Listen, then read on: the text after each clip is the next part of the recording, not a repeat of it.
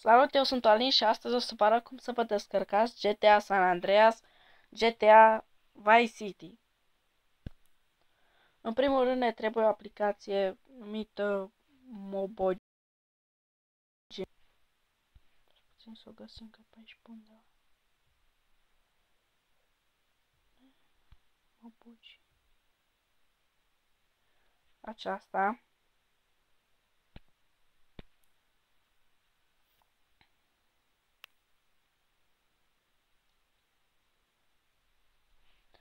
Căutăm aici.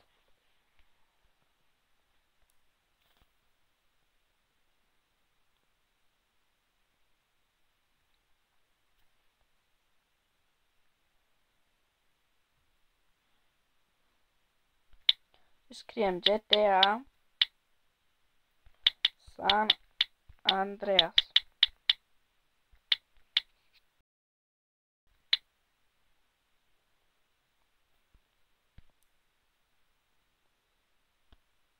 Vă trebuie 1,8 giga spațiu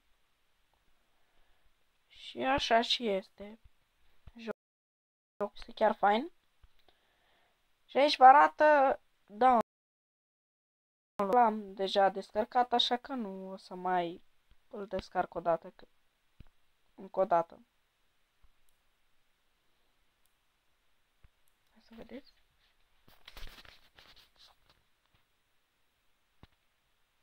Nu m-a jucat prea mult.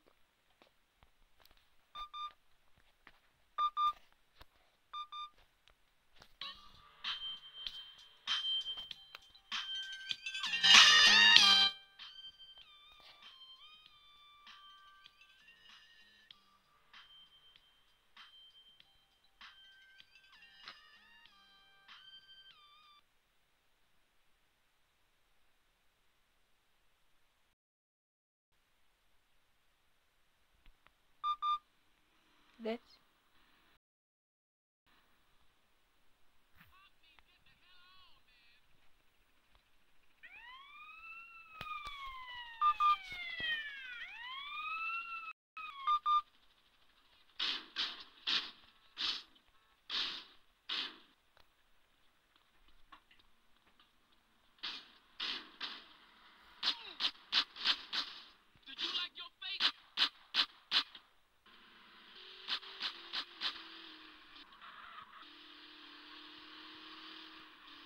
Și puteți să aveți bani infiniți, arme infinite.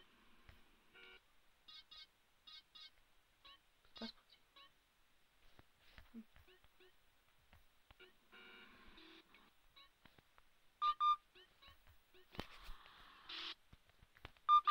Stați puțin, trebuie să fac ceva.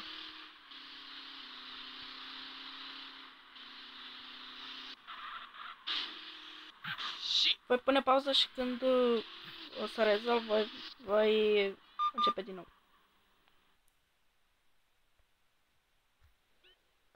Cum v-am zis, acum aici trebuie că dacă vreți să aveți viață nelimitată, bani, muși, toate prostiile, veniți aici, intrați aici, dacă sunteți la primul nivel, și vă salvați-o din asta. Dați pe prima și dați OK. Și acum ieșiți afară.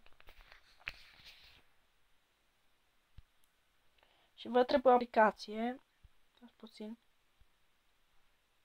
Că era pe aici pe undeva.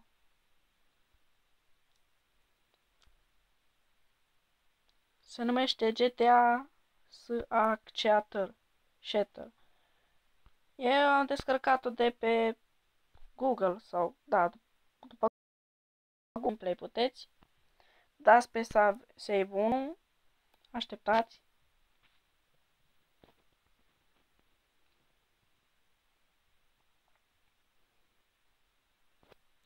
Aici infinită viață, infinită arme, maximi bani, să mergi fără să te oprești, să nu te urmărească poliția. Asta bar n-am ce. Puțin. Așa, dați respect, stamina, mușchi, body fat, nu că trebuie să e gras. Deci vă alegeți arme, Natal Weapon Set, Professional Weapon Set, Tug Weapon Set. Asta e arme. E meu profesional. Și aici vă arată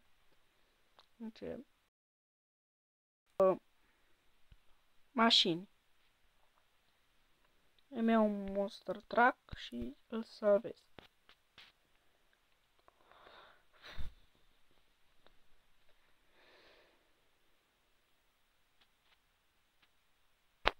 Și acum intrați în joc.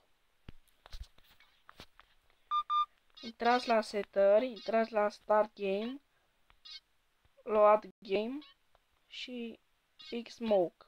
Yes. Și acum aveți infinită viață, infiniți bani. Vedeți? Arme.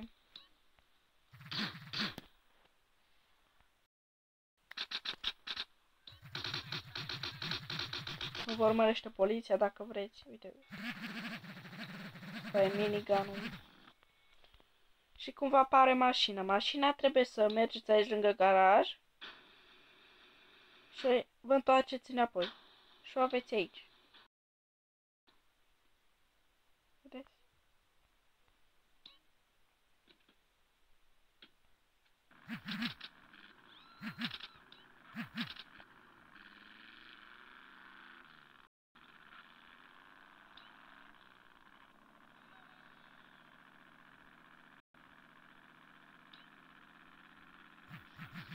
Puteți să aveți și avion Hydra, elicopter, mașină, jeep, master truck ăsta.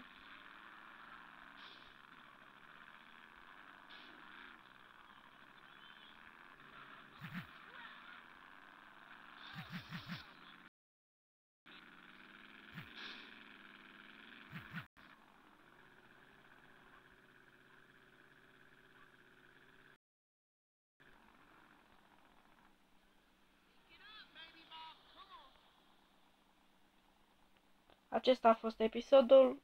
Dacă v-a plăcut, apăsați butonul de like și la revedere!